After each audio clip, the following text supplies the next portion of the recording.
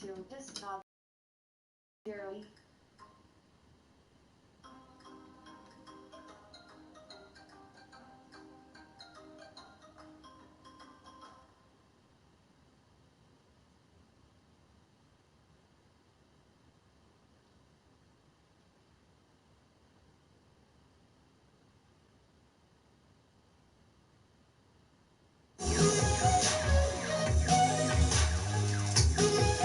What's up, Wisecrack? Jared here. My love for the original Matrix is no secret, but I can't deny that I found the last two films pretty baffling. You might have seen our previous videos covering what went wrong with my favorite franchise, but given the announcement of a fourth Matrix film, I wanted to look at the series with fresh eyes. This was driven by one specific comment from Lana Wachowski.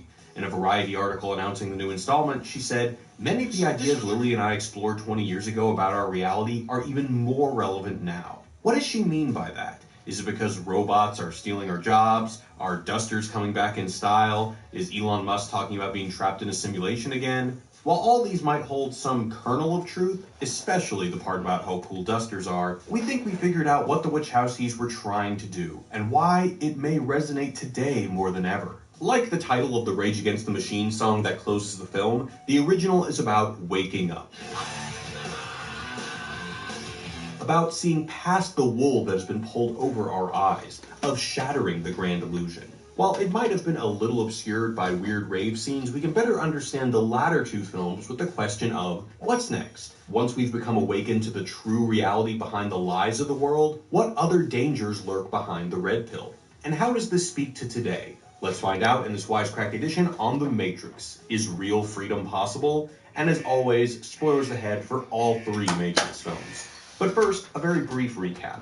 The original Matrix follows hacker Neo as he learns that the world is a digital illusion and that machines have created a vast simulation in order to use humanity as a renewable energy source. Neo joins the human resistance in the real world and, after some self-reflection, realizes his destiny as the One, a prophesied super badass who will use his powers to free humanity from the Matrix. In The Matrix Reloaded, no such liberation has happened because it turns out the One is nothing more than an inevitable anomaly in the system that the machines have planned for. In other words, Neo's exceptionalism is just part of the greater project to keep the human race enslaved. At the end of the film, Neo makes a choice to avoid perpetuating the vicious cycle of human oppression and risks the lives of all humans to save his love Trinity. He also somehow has powers in the real world now. In Revolutions, we see Neo's choice resulting in the Matrix deteriorating at the hands of Agent Smith, so a now blinded Neo who can still see something strikes a bargain with the machines. He will sacrifice himself to destroy Agent Smith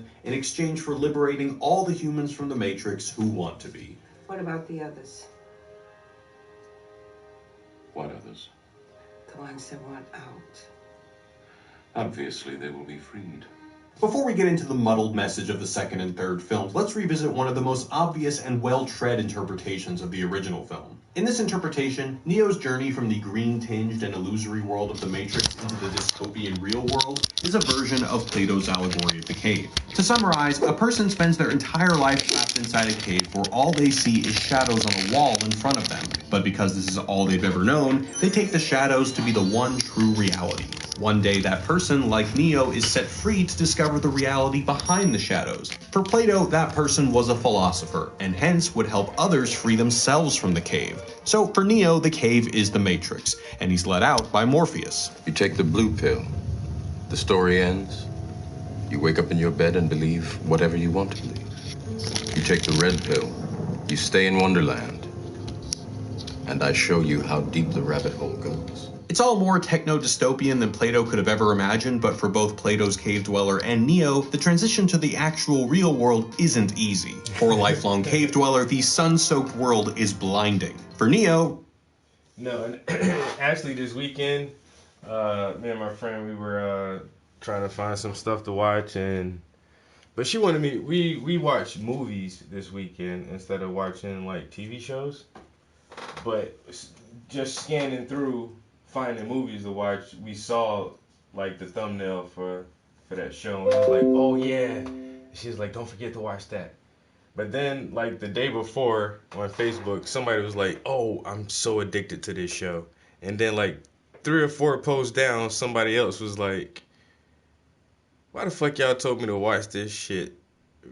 Episode 1, and then they had like this the snoring emoji.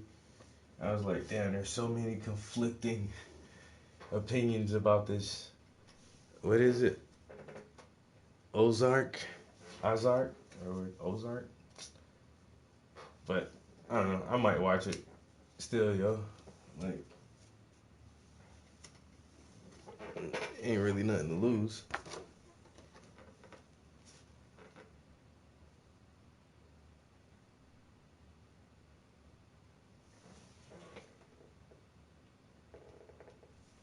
Robots are trying to kill him, and food tastes bad. Plato's allegory of the cave has inspired countless philosophers for thousands of years, but there's something timely about it today. Now more than ever, cultural and political movements seem obsessed with stepping out of the cave of one's imposed ignorance. Whether that's using the Matrix's own red pill as a metaphor for one's awakening, or staying woke, people with radically different politics frame their movement in terms of pulling back the curtain of social domination. Welcome to the desert of the real.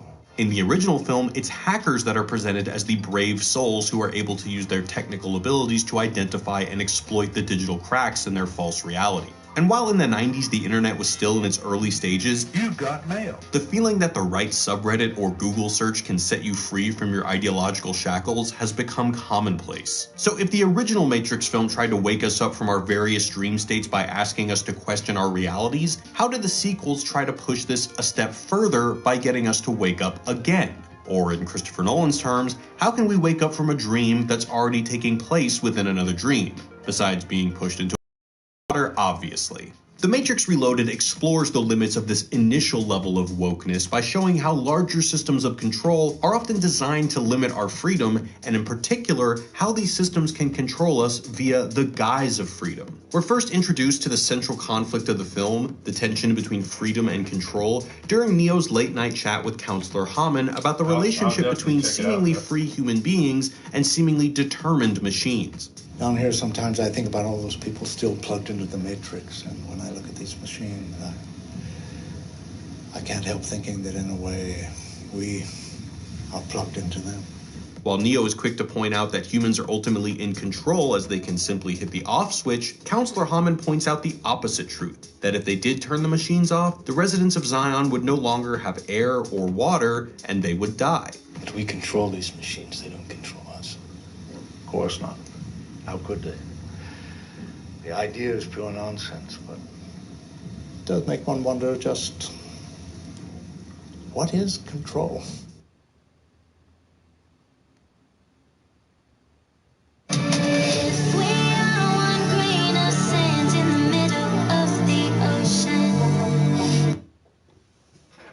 The appearance of absolute human freedom is a thin veil over an underlying dependence on machines. This dichotomy goes even further when Neo meets the architect, who informs him that this is actually the 6th time he's had a meeting with an iteration of Neo. How is this possible? Well, because Neo isn't as free as he thought. He's actually a necessary feature of the Matrix itself, a systemic anomaly. You are the eventuality of an anomaly which, despite my sincerest efforts, I have been unable to eliminate from what is otherwise a harmony of mathematical precision. He is a necessary part of the very system he's working to destroy. This is very heavy in its implications, as the Wachowskis seem to be implying that even after we wake up from the various illusions and ideologies, we still might be caught up in a higher level system of control. And unfortunately, Plato's allegory of the cave is of little use here. Sometimes raging against the machine is exactly what the machine wants, and if we want to understand why, we need to look to philosopher Karl Marx. Now, already the ideas of Marx map pretty easily onto the Matrix. Marx argued that society had two fundamental classes, the workers of the world and the owners of capital, the people who had the actual factories and machines to make stuff, who were, in his view, vampires living off the life force of workers. Tweak this a little bit and you've got literal machines enslaving humans to live off their bodily energy while the humans get to dream of eating steak. We should note here that the Wachowskis thought they were making a movie about the philosopher who, while heavily influenced by Marx, greatly diverged from his ideas. In particular, Baudrillard thought that while production a la Marx's worker and factory owners was a useful category in analyzing industrial society, the consumer revolution of the late 20th century made it necessary to shift to the category of consumption. To oversimplify, modern capitalism is not so much defined by production lines as it is by Disney lines. But they got it kind of wrong. Baudrillard himself said that the Wachowskis' use of his work stemmed mostly from misunderstandings. He thought the Wachowskis were missing the point in large part because they got trapped in a Marxist line of thinking. Marx, like Plato, thought that most people experienced an obscured version of reality, but Marx's word for it was ideology, which gets a lot more complicated. But importantly, whereas Baudrillard thought there was no deeper reality behind the spectacle of modern capitalism, no way to escape our metaphorical matrix, Marx thought that there was hope for piercing the veil. Marx thought one of the symptoms of ideology was a kind of upside-down world.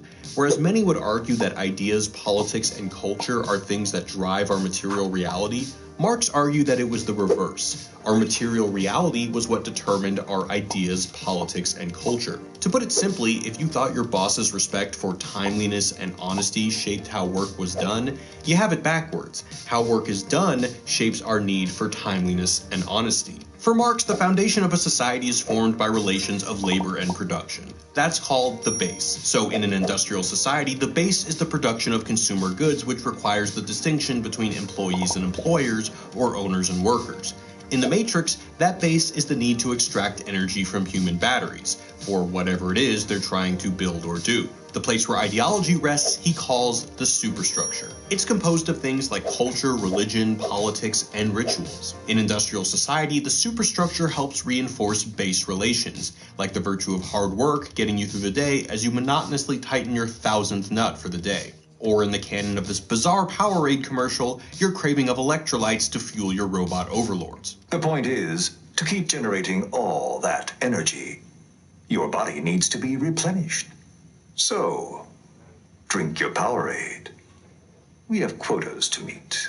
This superstructure reproduces itself to perpetuate the base conditions. However, it's not until the Matrix Revolutions that Neo is able to fully grasp that the superstructure is not just the Matrix. If human ideology is dictated by the means of machine production, so is machine ideology. He meets 3 programs in the train station named Ramachandra, Kamala, and their daughter Sati, and learns that the war oppresses machines too, as they're trying to help their daughter evade deletion. I love my daughter very much. I find her to be the most beautiful thing I have ever seen. But where we are from, that is not enough. Every program that is created must have a purpose. If it does not, it is deleted.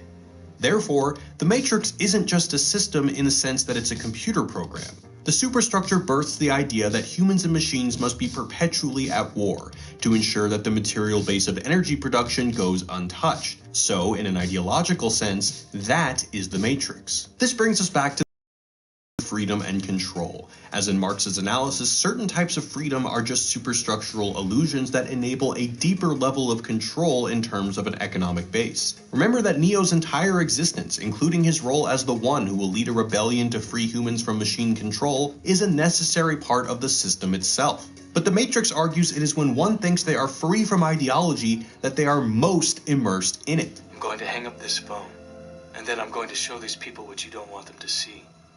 I'm going to show them a world without you. A world without rules and controls, without borders or boundaries.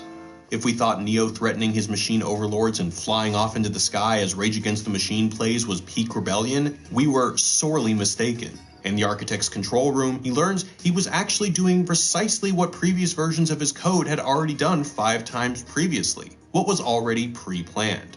The function of the One is now to return to the source, allowing a temporary dissemination of the code you carry, reinserting the prime program. Think you know FanDuel? Well, what if we told you that we've got an ace up our sleeve? Introducing And isn't this precisely what's happening to us when we both consume and produce ideas and content on digital platforms? As each time we tweet or repost an article that exposes some societal injustice or buried knowledge, we are providing more data for algorithms that are figuring out how to better serve us ads and sell us goods and services. And unlike Neo, these illusions are taking place right within our own world. We're even creating our own myths to avoid acknowledging how wrapped up we are in these systems. For example, the stories about people's devices listening to them and serving them ads on Facebook and Instagram. This is, of course, false, but the truth is more horrifying. which is that algorithms have done such a good job of constructing datasets about each of us that they can accurately predict our desires. Which brings us back to the tension between control and freedom. Are we really free when we exist in digital spaces, or are we just the unknowing cogs in a digital marketing machine? The one was never meant to end anything. It was all another system of control. And while Neo's Matrix power while seeing gold in the third film still doesn't make sense, maybe the Wachowskis were trying to go for something like this. His powers derive from his ability to see behind the final curtain, the ideology that dictates the human-machine war. The ability to break through an all-encompassing ideological system ends up being more valuable than the ability to dodge bullets. And maybe this is why Lana Wachowski has said that the themes of the Matrix films are more relevant now than ever. As we live in a digital culture that is obsessed with becoming woke to cultural injustice and red-pilling their way to higher forms of knowledge. But all too often, this attempt to wake up from the dream is just a higher function of the very ideological structure we think we're escaping. If there's a consistent theme from these films that applies to this contemporary problem, it seems to be the imperative to constantly interrogate ideological systems with the understanding that the moment we think ourselves free from ideology is likely when we are the most fully immersed in it. So, will the next Matrix introduce us to some new illusion we've been indoctrinated into? Will it explain some of the shortcomings of the trilogy? Honestly, I'm just really hoping it's good. In the meantime, we'll be trying our best to remember that even if we don't have sockets in our spines, that we might be plugged into ideological power structures without even knowing it. So, good luck in staying awake, and as always, thanks for watching, guys. Peace.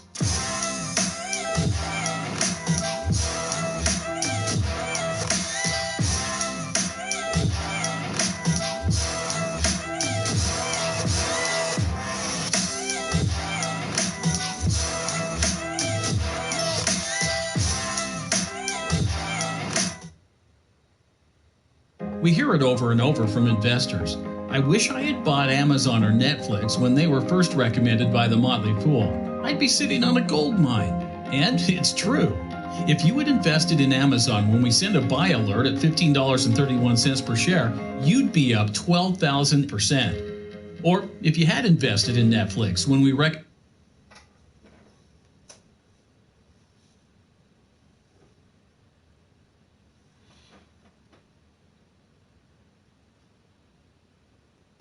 I didn't say it would be easy, Neo. I just said it would be the truth. The genius of The Matrix is it proved that movies can make us care about dry, philosophical ideas. In the Wachowskis' 1999 film about a programmer who realizes he's living in a computer simulation, the deepest intrigue doesn't lie in what happens, but in why it happens and what it means. All I'm offering is the truth, nothing more. At the heart of this story are questions like, what's real? Do we actually want the truth? And can human beings be free? Such abstract inquiries become tangible, personal, urgent. As Neo progresses from nihilism.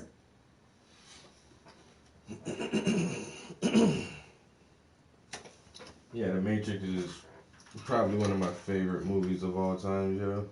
The Matrix and Jurassic Park. I think both of those movies really changed the pace of cinematography when they first came out. When the first Jurassic Park came out, yo, the effects were so crazy. Had people thinking they had real dinosaurs and shit. But then when The Matrix came out, man, the action scenes and the fight scenes and, like you say, just the depth of the story and the philosophical implications behind it, that shit was crazy.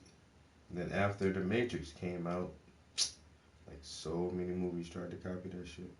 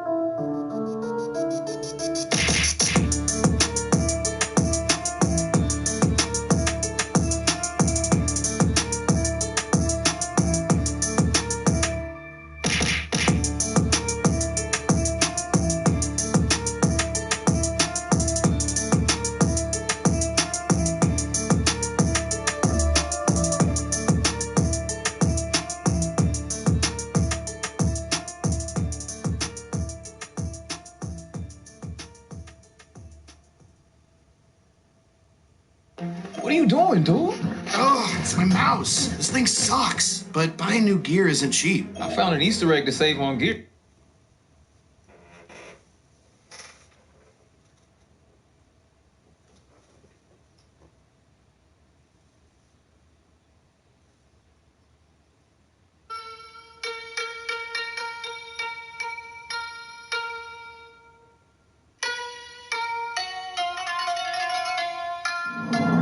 Ninja.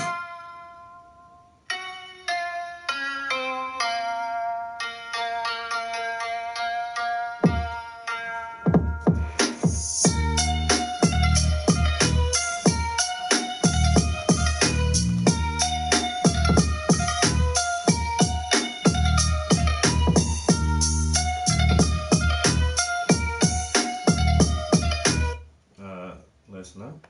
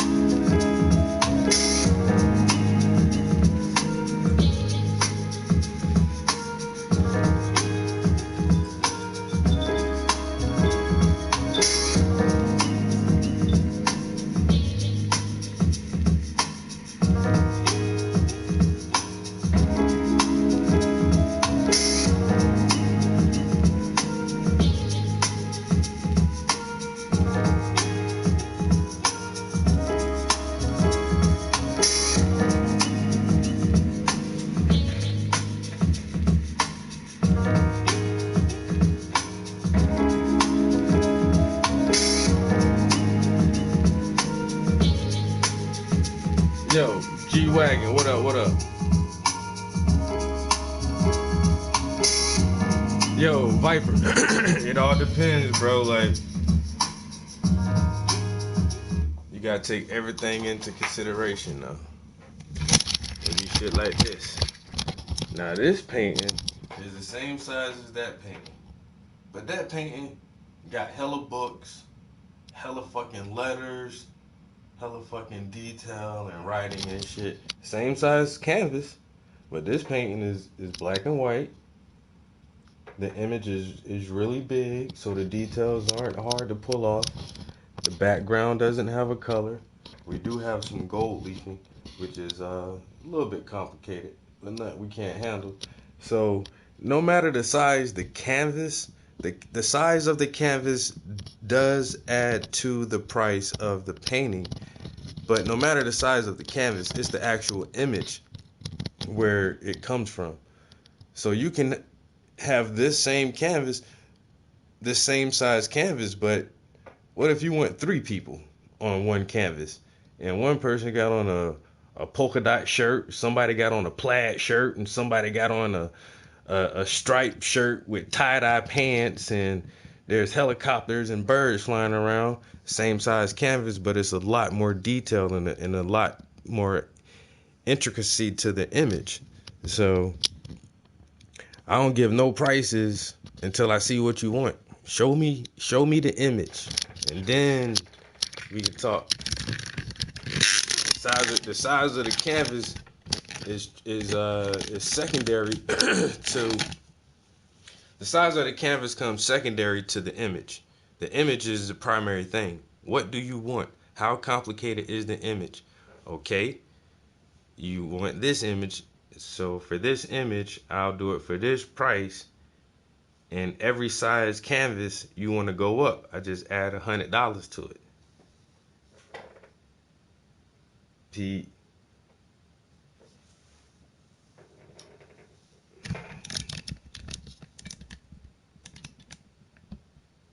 It's getting there. Not quite complete. Just a little more highlights in the hair, man.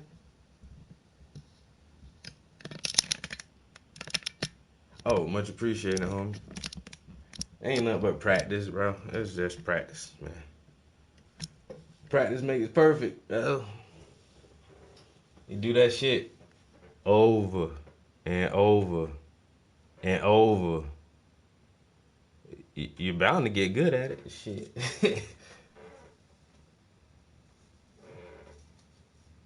That's all it is, man. Practice, practice, practice. I'm still practicing. I get better every time. At least I feel like I get better every time. So.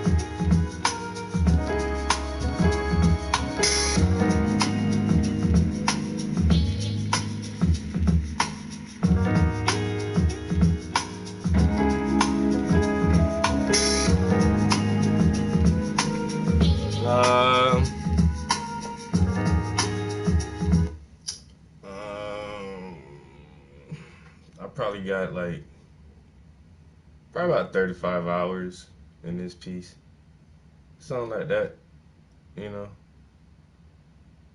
More than 30, less than 50.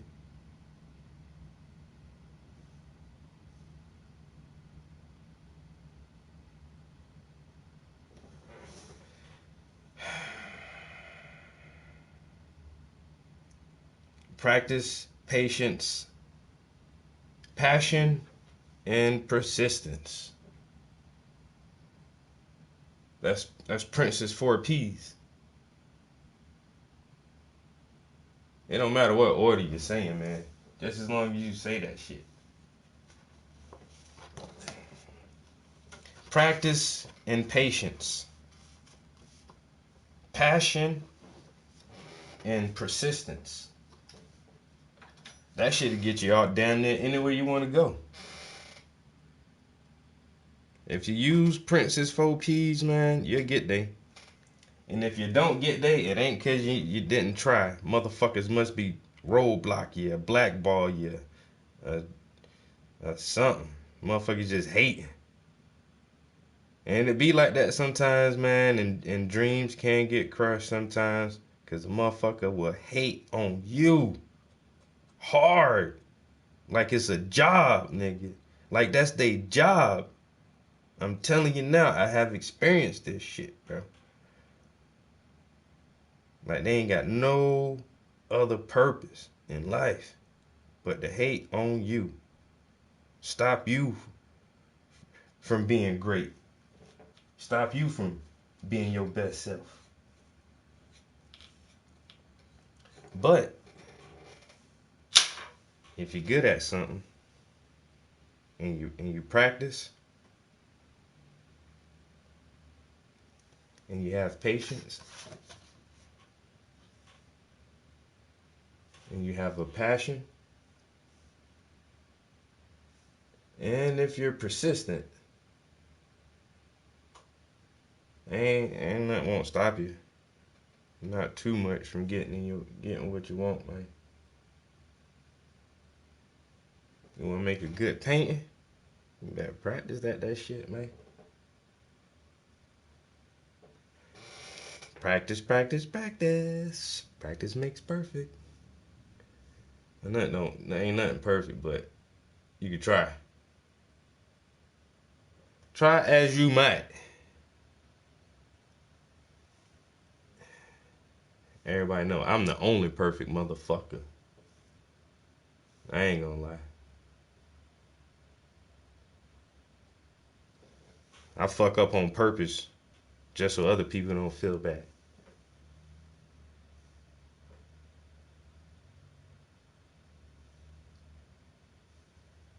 Yeah. That's how kind I am.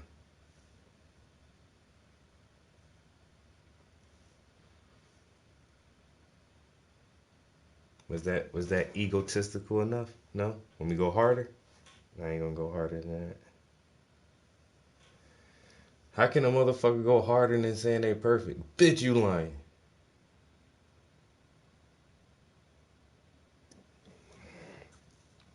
Perfect my ass. Yo, I got that Call of Duty, man. Modern Warfare. Not really a Call of Duty fan, but I mean they gave up the Battle Royale for free. Had to get that. A free online shooter? Free? I mean, let me download that shit real quick. But now, I ain't gonna lie, yo. The motherfucker, the free Battlefield was so fun, I just went ahead and got the whole game, man. I don't really be buying games like that no more, but just to have something to do with these quarantine streams, you know what I'm saying? Lockdown confessionals. You know what I'm saying? Everybody keeping diaries of this shit, right? Y'all keeping, see, I'm keeping my virtual diary right here. My video diary of what I experienced during the wake of the corona crisis. You know? Day 972. I ran out of toilet tissue. I've been wiping my ass with dish rags for the past 3 weeks.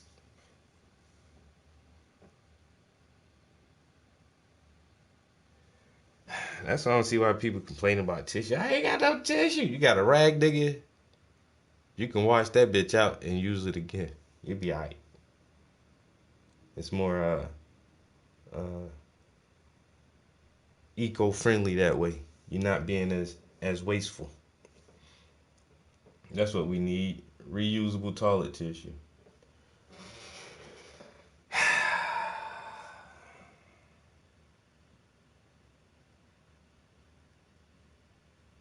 No? Y'all don't agree? What if there was a machine, right? Hear me out. I'm gonna make this shit up as I go along, but who knows? You might come up with something. What if there was a machine, some type of smart device that you installed in your lavatory next to your commode that would essentially dispense wet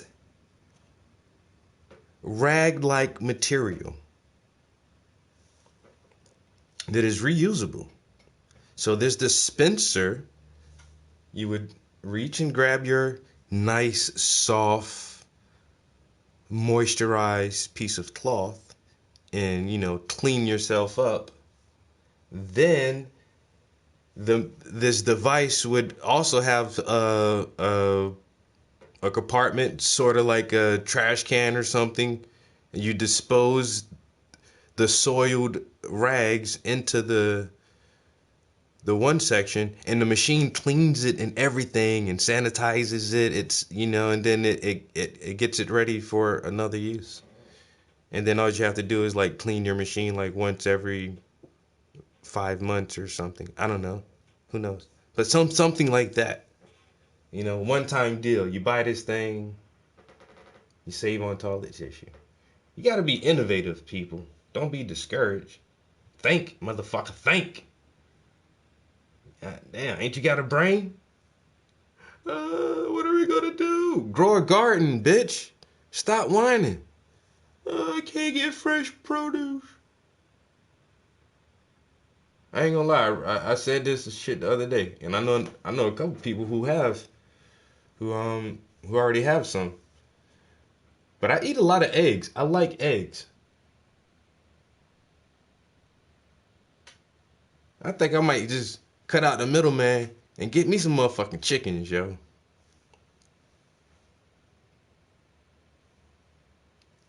I'm not playing games. I'm about to get me some motherfucking chickens. Some egg-laying chickens.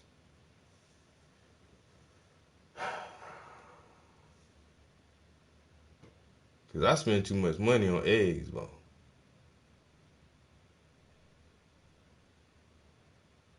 See? Gotta think outside the box, man. Think. Don't get discouraged. Try something else.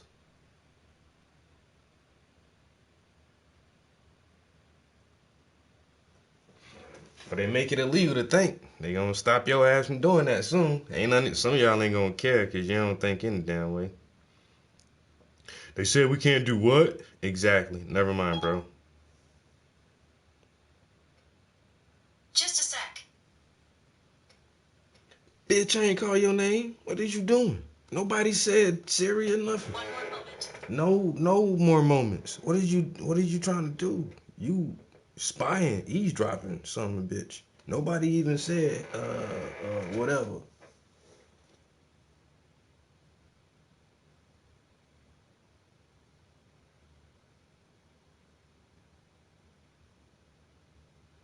Yeah, that hardcore, that's all I'm doing, bruh. And then it's like how it's set up in the play menu anyway. Just I think the option is it says ground warfare hardcore. Like I think that's the first option they give you to play it that way anyhow. So I was like, yep, I'm jumping up in that bitch, and got my ass bust. I mean, annihilated.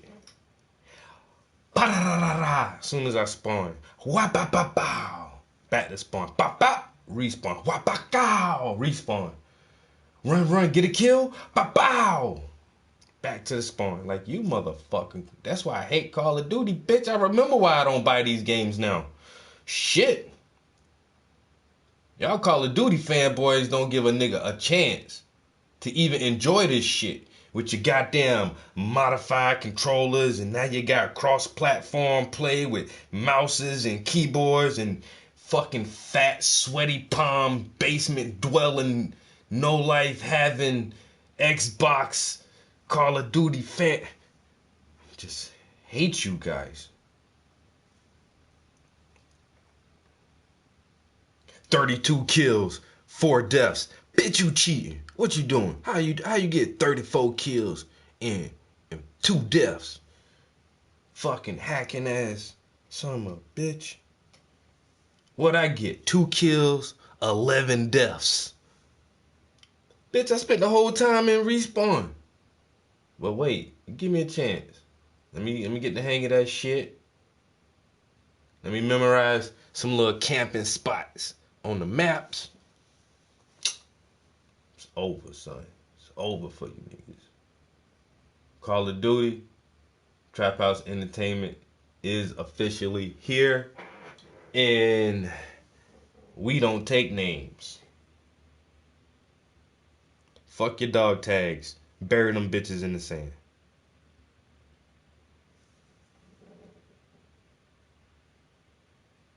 You know? You know? And the one thing I hate about buying new games, yo, is that gamer in me, man. You know what I'm saying? Shit be like crack, bro. You don't even know how hard it was for me to come in the studio right now and chill with y'all while I do this painting. I was like, I walk in the door, it's like, yo, PlayStation. Oh, I gotta paint. Shit. Fuck. I hate doing like responsible shit, man. Being responsible and getting like important shit done. You know how hard that shit is? You know how hard it is doing important shit when you got fucking a new video game, a brand new game? It ain't, the game itself ain't brand new. It's been out for a while. It's new to me.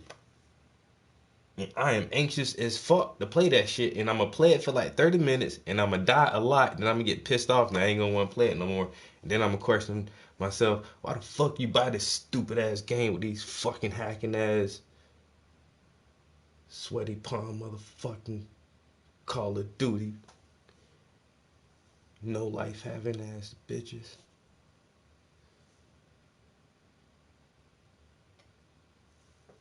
You fucking suck, Trap House. Shut up, nigga.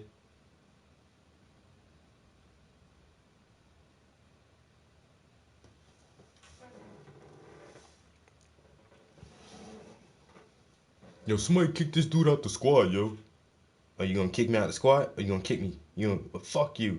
That's why you only good at video games, bitch. I'm a boss in real life.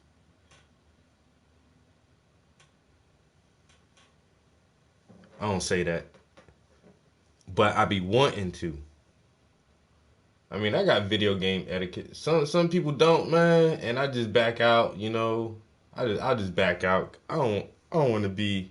I hate talking tough on the internet to strangers. Like that shit is so shallow and so stupid. I swear. It's fun though. It's fun. It's shallow and stupid, but it is extremely fun. Like just talking shit to strangers, calling them motherfuckers and shit, you know. Tell them you wouldn't say that in real life and shit like that, you know. That's the best one. Nigga, you wouldn't dare say that shit in my face, nigga. You saying you wouldn't dare say that shit. You know you a bitch.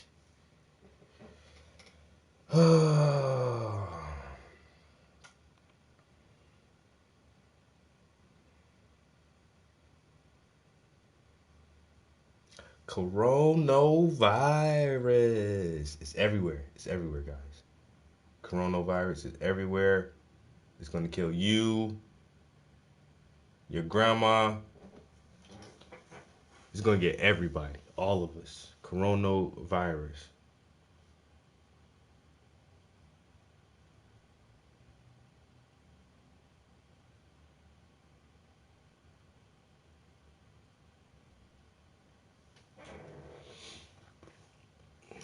Damn, man, this hour be going by fast. I'm at 40-something minutes already. Had to go back to work today. Monday morning. After work stream. I ain't gonna lie. I might not do more than an hour today. You know why? I got a new game to play. And my girl been cooking dinner like all weekend. Thank you so much. Like she cooked everything all weekend, yo. But now I gotta cook my own dinner tonight. I gotta fend for myself and prepare my own meal. Whoever thought such a thing? I don't know. I don't know about this cooking thing, man. I gotta turn on the stove. What the fuck? Man, I got a gas stove. A real flame come out that shit. I don't know. I don't know about this cooking shit.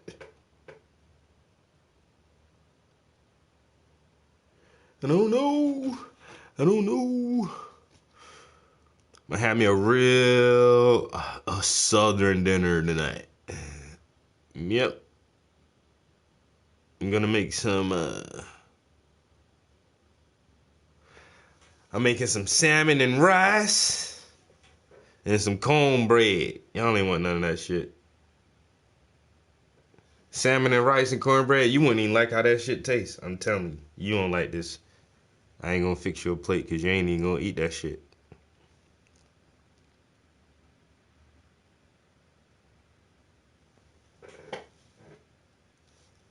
Oh, you ain't never had salmon and rice? Well, you don't want to try it. It's not a delicacy or anything like that. You know, it's just fish and rice. That's all it is, man. Ain't nothing. In the cornbread, ain't nothing special about that. You know what I'm saying? You don't want to, trust me, you don't want to eat this. You'll be disappointed in the flavors.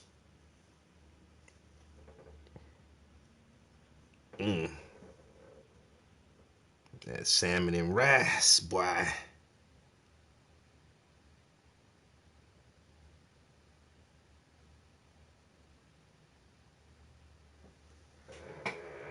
Y'all know about that anyway. Y'all don't eat, boy. You don't eat nothing like that, boy. You don't eat no shit like that. No good and well, you don't eat no damn salmon and rice.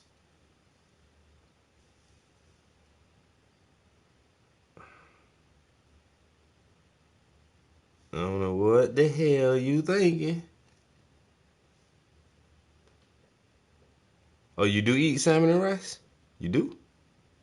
Oh, damn. My bad, bro. I only made enough for myself because I was under the assumption y'all Yankees ain't know about that shit. You know, most of y'all niggas don't know what the hell grits is.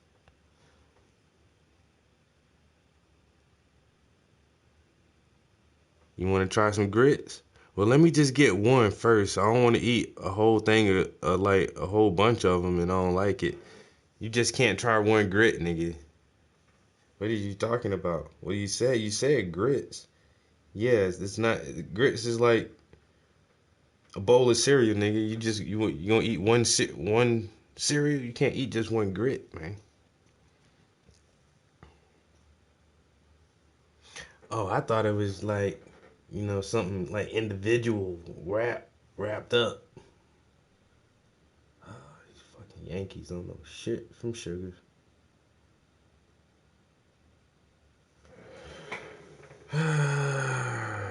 Gotta teach them everything. Gotta teach them everything.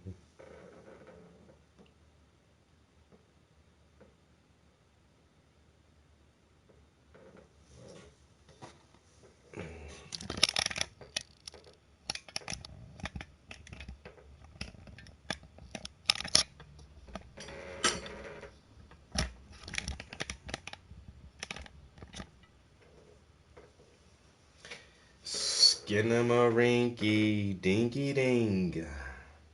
Skinnamarink, do. I love you. I love you in the morning and in the afternoon. I love you in the evening and underneath the moon. Oh, Skinnamarink, dinky dink. A Skinnamarink, do. I love. Alright, I'll stop.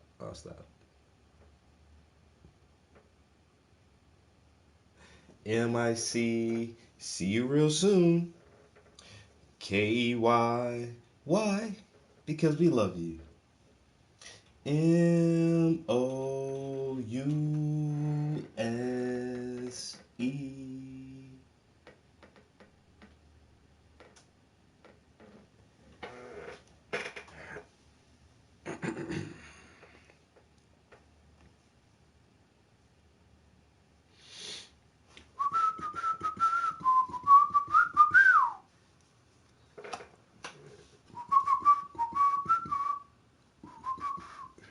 can't whistle to save my John Brown life.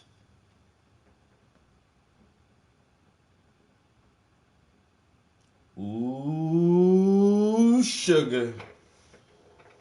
Them brush strokes look crazy, boy. Crazy strokes.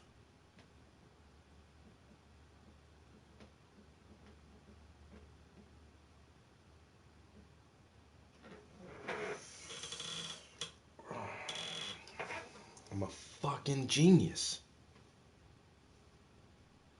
Isn't that what Trump say? Man, if Trump can say he a genius, I feel comfortable saying that I'm a genius.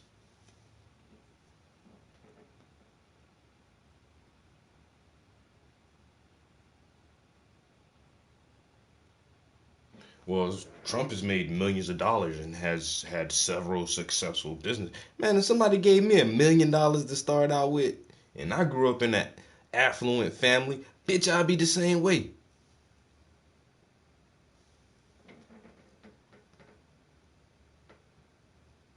Shit ain't hard when you got a running start, motherfucker.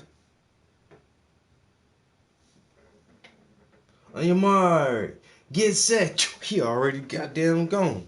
Bitch ain't even called go yet.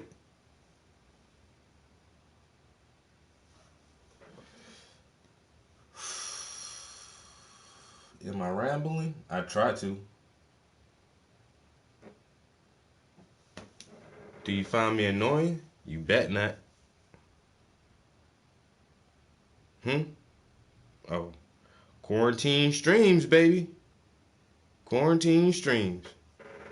You know what I'm saying? Living a sweet life. Living a sweet life.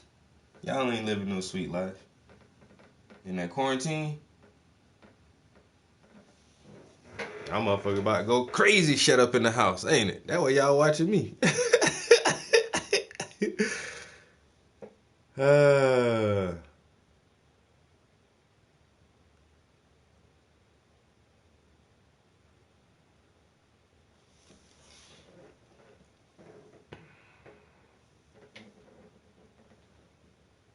Lucifer.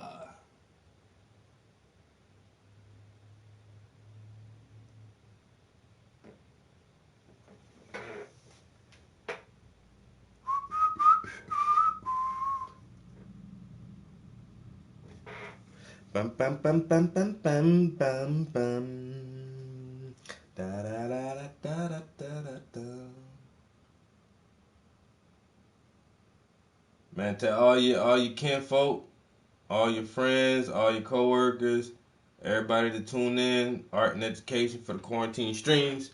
If y'all motherfuckers sitting around bored, ain't got nothing to do, y'all want to watch the 2020 goddamn Black Bob Ross in action, send them my way. I keep them entertained. And if I can't do it, bitch, can't nobody do it. You know what I'm saying?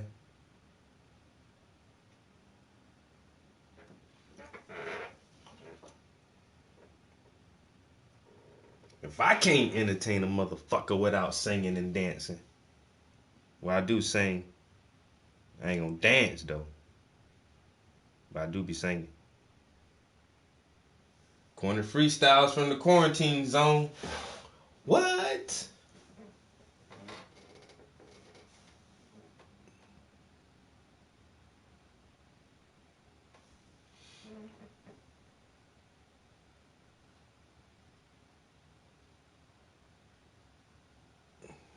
You know what I'm saying? Quarantine streams. Call this shit lockdown TV.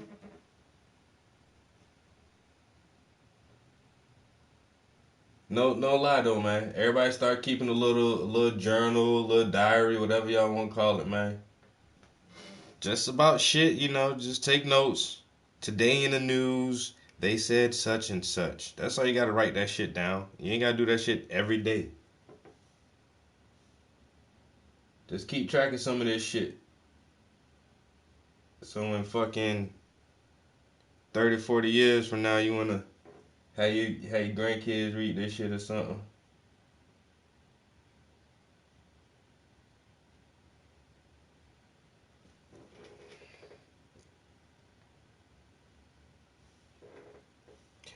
remember when they had us on COVID-19 quarantine in 2020?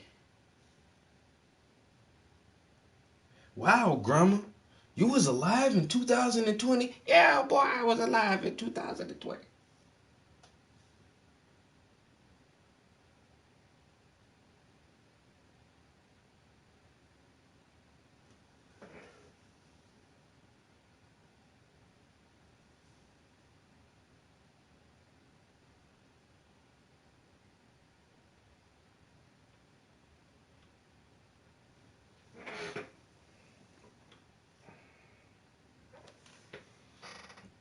All right, you crazy Americans. Y'all ain't never think this should have happened in this country to you. So just imagine what else they are willing to do to keep you safe. Lou, I'm doing great, man. I'm doing fantastic, bro. I'm doing fantastic, dude.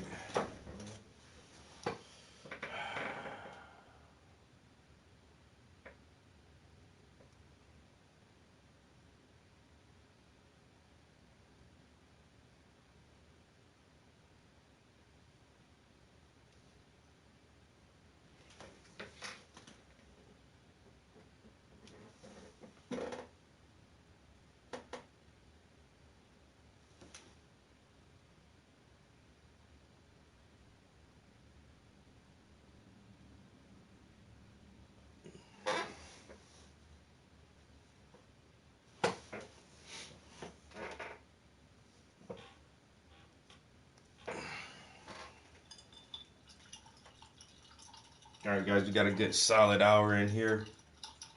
I immediately started painting today. Well, not immediately, but basically. I ain't gonna lie, I am hungry. And I do have to cook. What time is it? It's still pretty early though. I'm just go ahead and cook my dinner now. And I'll probably hop on the game. I ain't gonna lie. But I will, I can stream the game if you guys want to check that out. Watch that for a little while. If not, yeah, you know, it's all good.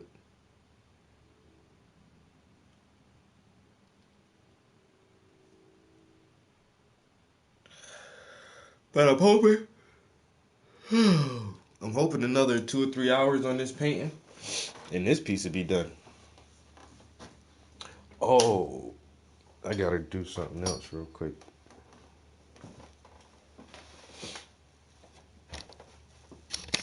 I gotta get those shoes ready to ship off.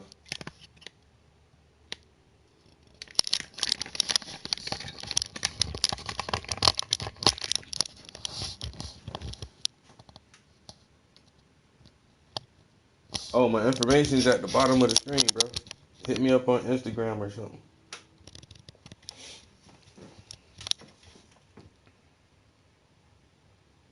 Damn, that shit look good. I ain't gonna lie, man. I be surprising my damn self sometimes. Like, how you do that, bro? Damn.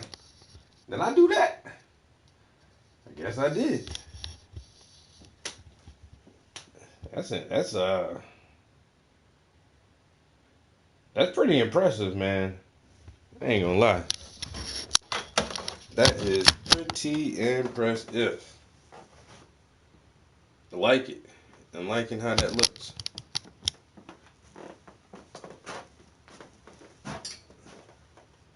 I am definitely feeling that.